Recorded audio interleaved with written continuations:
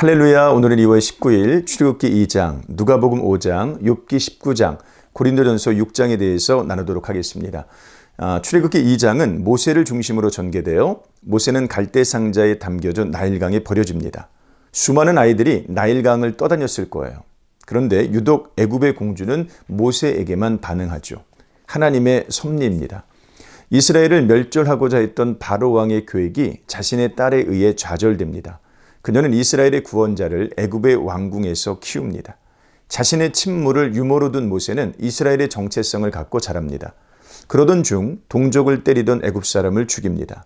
이후 동족끼리의 싸움을 말리다가 그의 살인이 들통났다는 사실을 알고 미디안 광야로 도망칩니다. 그곳에서 십보라를 만나 가정을 이룹니다. 그 사이 새로운 왕이 등극하였지만 이스라엘의 고통은 더 커져갔습니다. 그들은 하나님께 울부짖었고 하나님께서는 그들을 기억하셨습니다. 준비는 끝났습니다. 이제 하나님께서 구원을 위해 일하실 시간입니다. 욥기 19장의 핵심은 25절로 27절까지 말씀이에요. 빌닷과 논쟁하고 있는 욥의 논지는 지금까지와 큰 차이가 없습니다. 욥은 무죄하게 부당한 고난을 당하고 있으며 친구들은 말로 욥을 죽이고 있습니다. 욥이 볼 때 하나님은 욥을 대적하고 있는 듯합니다. 그 사실이 욥을 가장 괴롭히고 있습니다. 그러던 중 놀라운 고백을 하는데 바로 25절로 27절의 고백이에요. 세 가지를 말하고 있어요. 나의 대속자가 살아있다. 그가 살아서 이 땅 위에 설 것이다. 내가 육체 밖에서 그를 볼 것이다. 이 놀라운 고백은 예수 그리스도를 가리킵니다. 하나님께서 욥을 대적하고 있다면 그와 동등한 존재가 욥을 변호해 줘야 합니다. 욥은 믿음의 눈으로 그리스도를 바라보고 있는 것이죠. 히브리서 기자의 말처럼 멀리서 보고 환영한 것입니다. 부당한 고난이 우리를 은혜로 인도한다는 것이에요.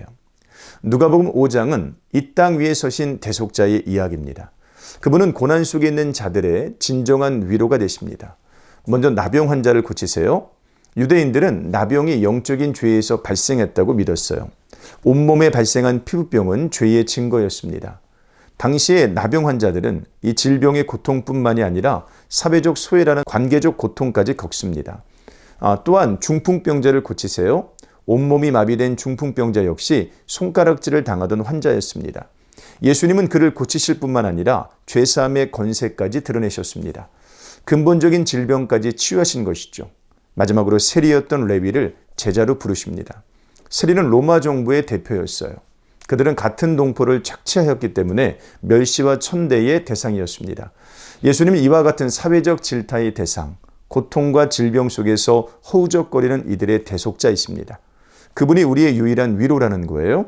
예수 그리스도를 믿는 자는 자기 몸에 대해서도 책임 있는 존재가 됩니다. 고린도전서 6장에서 바울은 성적인 죄를 가볍게 여기는 자들에게 경고를 하죠. 그들은 배가 고프면 밥을 먹는 것처럼 성적인 욕망에 따라 창녀와 합하는 것은 죄가 아니라고 주장합니다. 그러나 우리의 몸은 성령의 전입니다. 몸과 영은 따로 존재하는 것이 아니라 하나이며 우리는 우리 자신의 것이 아닙니다. 19절 말씀이죠. 몸을 잘 관리하는 것도 하나님께 영광입니다. 그런즉 너희 몸으로 하나님께 영광을 돌리라. 20절 말씀이죠. 정욕에 자기 몸을 내주거나 마구잡이로 몸을 굴리는 것은 올바른 행동이 아닙니다. 욕망은 가치 중립적이지 않습니다. 그러기에 오늘의 적용 질문입니다. 예수 그리스도를 믿는 자는 자기 몸을 책임져야 합니다. 나의 육의 정결함과 건강, 나의 영의 정결함과 건강을 위해 내가 오늘 해야 될 일은 무엇이 있을까요? 오늘 하루도 승리하는 믿음의 권속들 되시기를 주님의 이름으로 축원합니다. 고맙습니다.